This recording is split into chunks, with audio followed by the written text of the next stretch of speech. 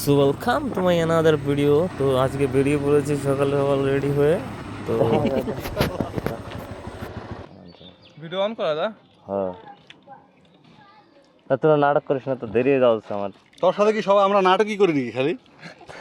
Cinema कर बहुत हो गया बकचोदी। अभी जाके हेलमेट लाना है क्योंकि मेरे साथ जाने वाला है और एक pillion rider. So let's go for the helmet.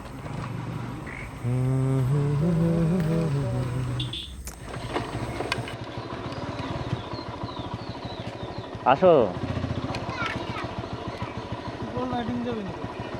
Triple না, কিরে ঘাইমেছি মাছ তুলে গেলে মাথায় জল দিলি?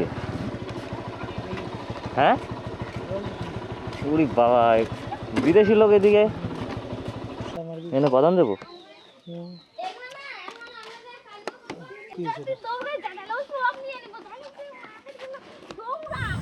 সো হেলমেট না হয়ে গেল, এখন একটু গাড়ির পেট পূজা করাতে হবে, না হলে গাড়ি আর যাবে না।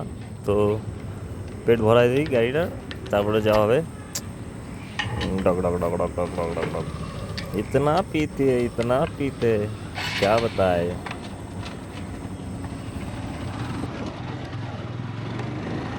তোমাদের শহর কতটা ভালো লাগে জানি না, কিন্তু যখনই গ্রামের ভেতর দিয়ে যাই, রাস্তার দুপাশের এই সবুজ গাছপালা দেখে, মানে এটা this is the another level of pitch, you no.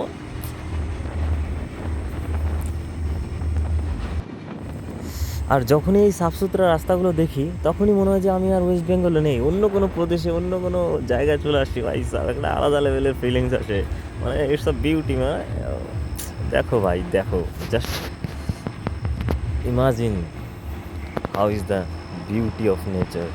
Please comment below my video. যদিও এটা চারপাশে ফরেস্ট না, তবুও একটা মানে আলাদা লেভেলের গো গ্রিন একটা ব্যাপার আছে না, জাস্ট অ্যামেজিং, ইউনো। ইয়া, তো আমার পেছনে আমার সাথে একজন আছে, তো ও খুব মজা নিচ্ছে তোমাদের মতো। আর তোমাদের যদি ভালো লেগে থাকে অবশ্যই লাইক কমেন্ট শেয়ার করে দিও ভিডিওটা। আর এই মজা সে লাগতেছে না? একটু পরে ব্যারেজ আসবে, ব্রিজ আসবে, তিস্তা ব্রিজ। এটা তো কেবল শুরুয়াত, এখন আর কি প্রবেশ করলাম।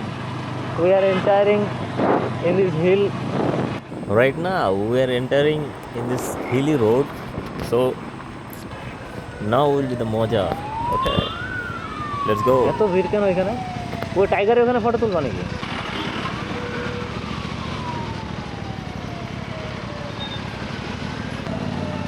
ওই দেখো বাঘের ভিড়ে দেখছো? এই দেখো তোমার সাগুমা, এই বান্দর রূপে ফিরে আসছে। ও ভাই সাহেব,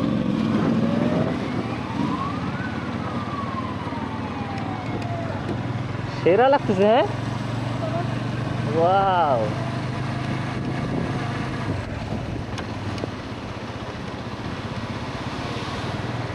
গাড়িটা ওই পাশে রাইখে আসি।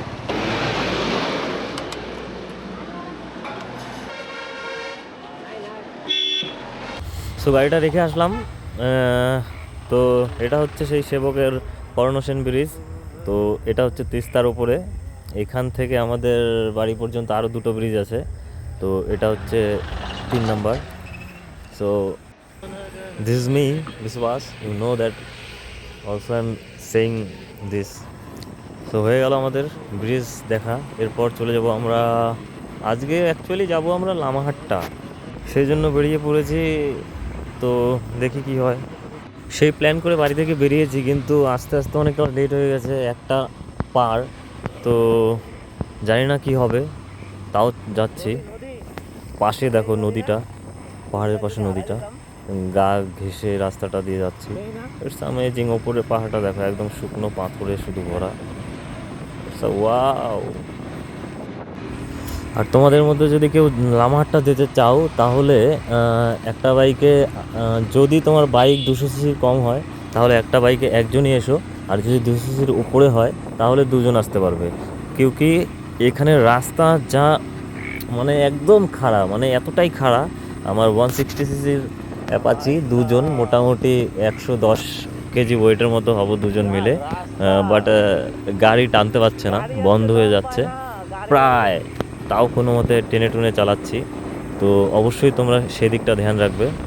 আর এমনি রাস্তা ভালো আছে। আর এটা একমাত্র যারা বাইক নিয়ে আসতে চাও তাদের জন্য ইনফরমেশনটা দিয়ে দিলাম।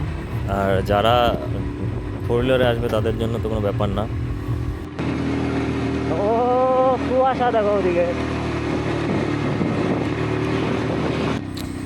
আর এখানে যা খারাপ রাস্তা ভাই সাহেব, গাড়ির মাদার ফাদার সিস্টার দাদার এক হয়ে যাচ্ছে এখানে টানতে টানতে। এক নম্বরেই চলবে শুধু গাড়ি, তাও চলে আসি লামাহাট্টা পার্ক।